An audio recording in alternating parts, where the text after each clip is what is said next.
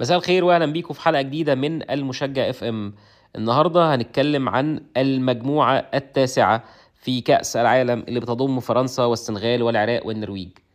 يمكن الواحد لأول وهلة كده لما تيجي تبص على الأسامي اللي في المجموعة هتعتقد إنه الترتيب المنطقي فرنسا أول، نرويج تاني، سنغال تالت، وربما العراق في المركز الرابع. ولكن لما تيجي تبص في التفاصيل هتلاقي انه لا، المجموعه مش مضمونه للمنتخب الفرنسي، على الرغم من وجود اسماء كبيره جدا في قائمه المنتخب الفرنسي، طبعا على راسهم كيليان امبابي، كانتي، عثمان ديمبلي، وعد اسامي زي ما انت عايز مع منتخب فرنسا، بالاضافه لوجود ديشامب بره كمدير فني للمنتخب الفرنسي. يكفي ان هو في اخر بطولتين عالم كسب كاس العالم في 2018 ووصل النهائي في 22 وكان قريبا جدا من التتويج بالبطوله الثانيه على التوالي. الجيل الحالي لمنتخب فرنسا هو جيل ما يقدرش عليه غير ربنا، جيل في منتهى القوه، جيل عظيم جدا.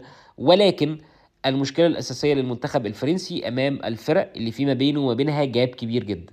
منتخب فرنسا بيتعثر شويه امام المنتخبات دي، وتحديدا اللي انا اقصده هنا منتخبي السنغال والعراق عندهم فرصه قدام المنتخب الفرنسي. شايف كمان ان منتخب النرويج بوجود ايرلينج هالاند ووجود اوديجارد كابتن الارسنال، ففي فرصه عند المنتخب النرويجي ان هو يضايق المنتخب الفرنسي ويزاحم المنتخب الفرنسي على صداره المجموعه. كذلك وجود منتخب السنغال وهو واحد من افضل المنتخبات الافريقيه في اخر 10 سنين، لولا انجاز المغرب الكبير في كاس عالم 22 كنا قلنا ان السنغال هي افضل منتخب افريقي في اخر 10 سنوات.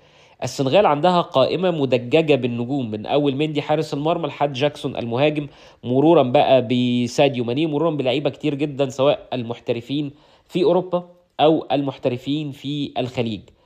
المجموعة الحقيقة ما انتش أنا عن نفسي مش قادر أقول مين ممكن يتصدر. فرنسا عندها حظوظ أكبر، ولكن فرنسا عندها ماتشين أنا شايف إنها ممكن تتعثر فيهم، ممكن يحصل تعادل، ماتش مع النرويج، ماتش مع السنغال، ماتشين في منتهى الصعوبة. نفس الكلام النرويج عندها قدرات هجومية كبيرة هتتعب المنتخب العراقي جدا. ممكن تفوز وتحرز عدد كبير من الأهداف طبعا، بالذات في وجود ايرلينج هالاند. ماتش السنغال هيبقى ماتش فاصل، مين فيهم اللي هينافس فرنسا منافسة حقيقية على صدارة المجموعة.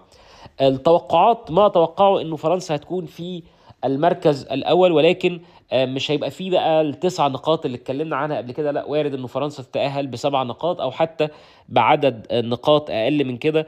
نفس الكلام فرق النقاط ما بينه وبين المركز الثاني اللي في الاغلب هتكون النرويج.